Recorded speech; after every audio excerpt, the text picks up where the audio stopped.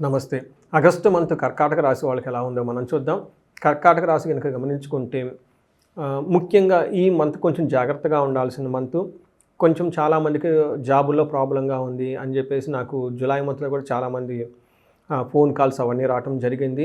అందులోనూ ఈ యొక్క ప్రాబ్లమ్ మీకు ఆగస్టు 15th వరకు ఉండే అవకాశం ఎక్కువగా ఉంటుంది. జాబుల్లో ప్రాబ్లము, అనుకున్న పనిలో విపరీతమైన ఒత్తిడి వచ్చి కొంతమందికి జాబులు పోయే అవకాశం కూడా ఎక్కువగా ఉంటుంది. కొంచెం జాగ్రత్తగా ఉండాలి.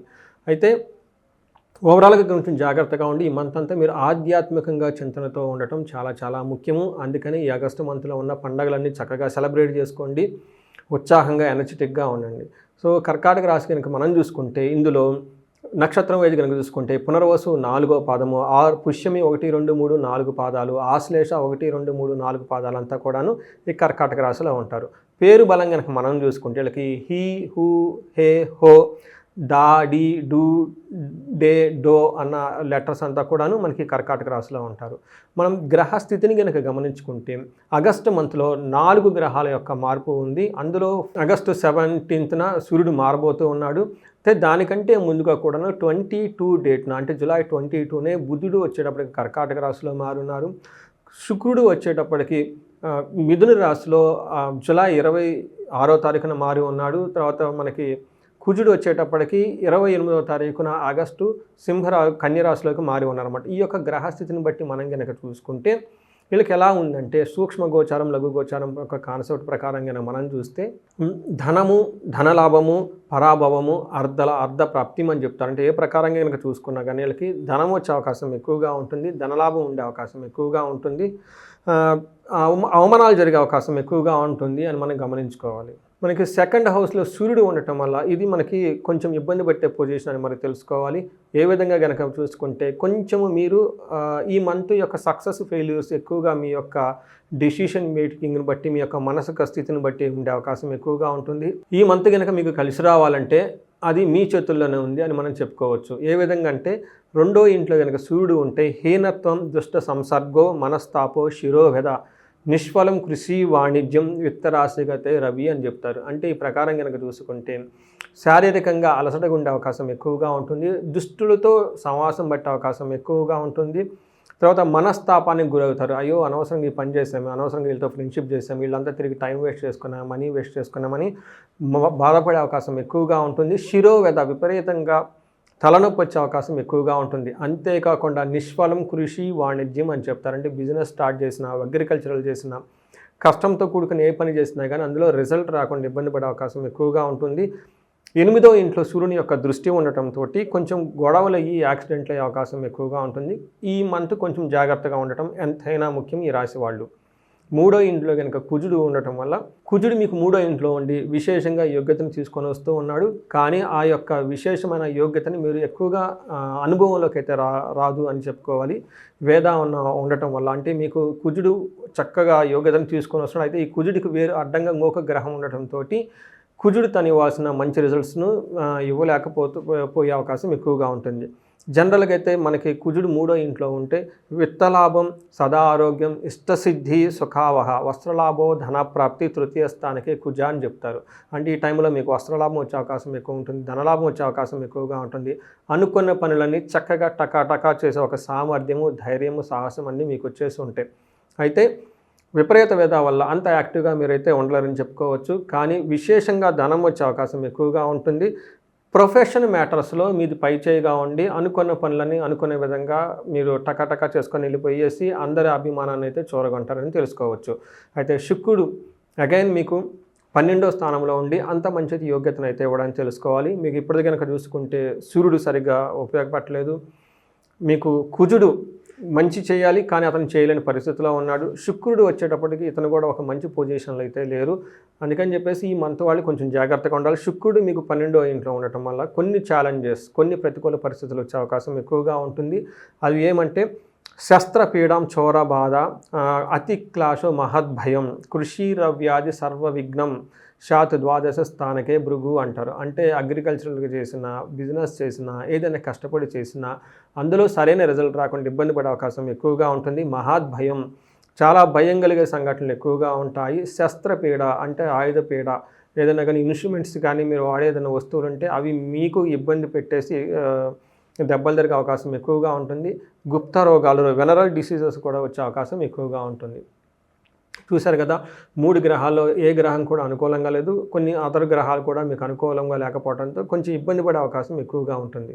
నక్షత్ర ప్రకారం కనుక చూసుకుంటే ఇందులో పునర్వసు, పుష్యమి, ఆశ్లేష 3 నక్షత్రాలు ఉంటాయని మీరు గమనించుకోవాలి. నక్షత్రం ప్రకారం కనుక చూసుకుంటే పాజిటివ్ సైడ్లకి ఐశ్వర్యవంతంగా ఉంటుంది, ధన సంపద ఉంటుంది, మృష్టాన్నము చక్కగా పార్టీలు ఫంక్షన్లు వెళ్ళే అవకాశం ఎక్కువగా ఉంటుంది. ప్రతికూల పరిస్థితులు ఛాలెంజ్ కనుక మీరు చూసుకుంటే గొడవలయ్యే అవకాశం ఎక్కువగా ఉంటుంది. నాశనము, ఏదో ఒక పని మీరు కనుక చేసింది ఇంతకుముందు ఏదైనా ఉంటే అది తలబెట్టిన పని సరిగ్గా ముందుకు పోక ఆగిపోయే అవకాశం ఎక్కువగా ఉంటుంది. దీనితో గొడవలు పడే అవకాశం కూడా ఎక్కువ ఉండే అవకాశం ఎక్కువ ఉంది. పుష్యమి నక్షత్రం వాళ్ళు కనుక చూసుకుంటే పాజిటివ్ సైడ్లకి సంపదలు ఉంటాయి, ధనం ఉంటుంది, ఐశ్వర్యం ఉంటుంది. కానీ వీళ్ళకి నెగిటివ్ సైడ్లో కనుక చూసుకుంటే వీళ్ళకి గొడవలయ్యే అవకాశం ఎక్కువగా ఉంటుంది, నాశనమయ్యే అవకాశం ఎక్కువగా ఉంటుంది. ఏదో ఒక మీరు తలబెట్టిన పని సరిగ్గా ముందుకు పోక ఇబ్బందులకు గురయ్యి ఆగిపోయే అవకాశం ఎక్కువగా ఉంటుంది. అగైన్ ఆశ్లేష నక్షత్రం కనుక చూసుకుంటే వీళ్ళకి ఐశ్వర్యవంతంగా ఉంటుంది, సంపదలు వస్తుంది. నెగిటివ్ సైడ్లో కనుక చూసుకుంటే గొడవలు, నాశనమయ్యే అవకాశం ఎక్కువగా ఉంది. సో చూసారు కదా, మీరు ఫలితాలు కనుక మనకి రెమెడీస్ కనుక చూసుకుంటే మీరు పరిహారాలు కనుక భాగంగా ఈ ఆగస్టు మంత్ అంతా మీరు చాలా ఆధ్యాత్మికంగా గడపడం చాలా ముఖ్యం. అందులోనూ మంగళగౌరి వ్రతం చేసుకోవటం, మంగళవారాలు చేసుకోవటం చాలా ముఖ్యము. సోమవారాలు చేసుకుంటే ఇంకా ముఖ్యము. ఇవి చేసుకోకపోయినా మీరందరూ ఖచ్చితంగా వరమహాలక్ష్మి వ్రతాన్ని చేసుకోండి.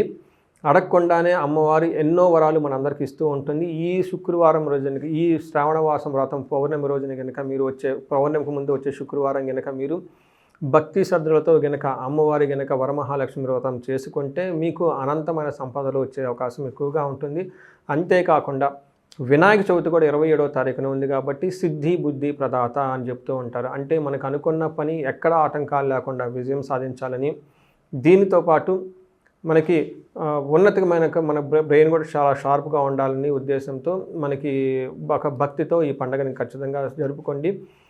ఈ టైంలో మీరు బయటికి వెళ్ళి ఏయో పనులు చేసేదానికంటే కూడాను ఇంట్లో కూర్చొని కుటుంబ సభ్యులతోటి ఆధ్యాత్మికంగా భక్తి శ్రద్ధలుగా ఈ యొక్క శ్రావణ మాసాన్ని చక్కగా ప్రతిరోజును జరుపుకుంటే కనుక మీకు అష్టౌశ్వర్యాలు భోగభాగ్యాలు వచ్చే అవకాశం ఎక్కువగా ఉంటుంది.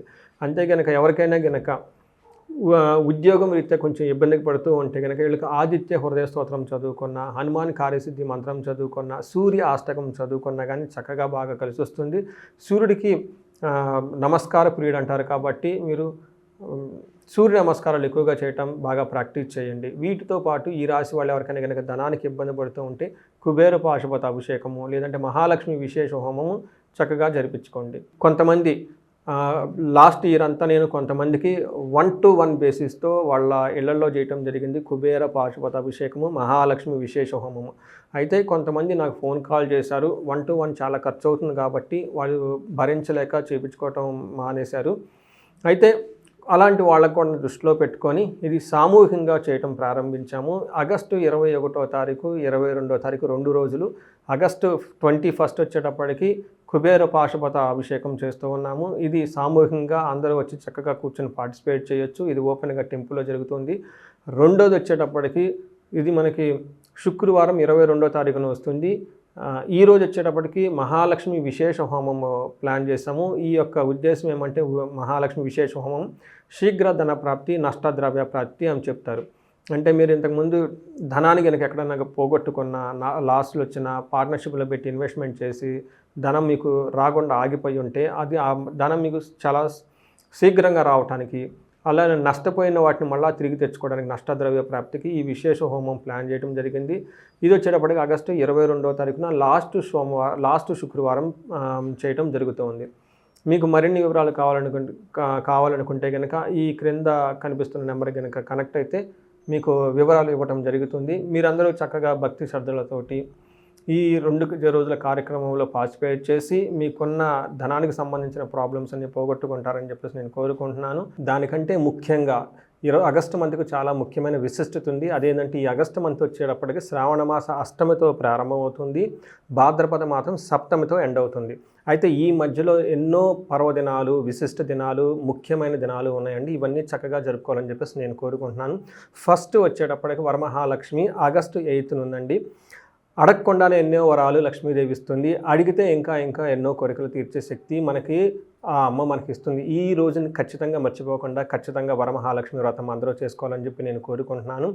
దీనితో పాటు నెక్స్ట్ డే మనకి వచ్చేప్పటికి గాయత్రి మాత జన్మదినం కూడా ఉంది. అది కూడా చక్కగా అందరూ సెలబ్రేట్ చేసుకోవాలి. ఎవరైతే ఎడ్యుకేషన్ ప్రకారంగా ఉన్నతంగా ఎదగాలనుకుంటున్నారు, ఆధ్యాత్మిక శక్తి, ఆధ్యాత్మిక జ్ఞానం, వేద జ్ఞానం కావాలనుకుంటున్నారు, ఖచ్చితంగా ఆ రోజు జంజాలు మార్చుకొని ఉపకర్మ చేసుకుంటారు. అంతేకాకుండా గాయత్రి మాత యొక్క వ్రతం కూడా సెలబ్రేట్ చేసుకుంటారు. లాస్ట్గా అత్యంత ముఖ్యమైనది వినాయక చవితి. ఇది మనకి 27వ తారీఖున వస్తుంది. సిద్ధి బుద్ధి ప్రదాత. ఎవరికైతే అనుకున్న పనుల్లో సక్సెస్ కావాలనుకుంటున్నారో, వాళ్ళ ఇంట్యూషన్ చాలా స్ట్రాంగ్గా ఉండి బుద్ధి చాలా స్ట్రాంగ్గా ఉండాలనుకుంటున్నారు, వాళ్ళు కూడా వినాయక చవితి యొక్క వ్రతాన్ని ఖచ్చితంగా చేసుకోవాలని నేను కోరుకుంటున్నాను. ఈ మాసం అంతా మీరందరూ ఆధ్యాత్మికంగా ఉండి వరలక్ష్మి వ్రతాన్ని, దానితో పాటు శ్రావణ సోమవారాలు, మంగళవారాలు కూడా సెలబ్రేట్ చేసుకుంటారని చెప్పేసి, మీ అందరికీ అష్టైశ్వర్యాలు, భోగభాగ్యాలు కలగాలని చెప్పేసి నేను కోరుకుంటున్నాను. ఈ యొక్క సహజంగానే మీకు ఎన్నో రెమెడీస్ చేసుకోవడానికి కావాల్సిన ఒక మంచి మంత్ ఈ మంత్ని అందరూ సద్వినియోగం చేసుకోవాలని, ఆధ్యాత్మికంగా గడపాలని నేను కోరుకుంటున్నాను. మీ అందరికీ జన్మ జాతకంలోని, గోచార జాతకంలో ఉన్న దోషాలని పోవాలని చెప్పేసి నేను కోరుకుంటున్నానండి. నమస్తే.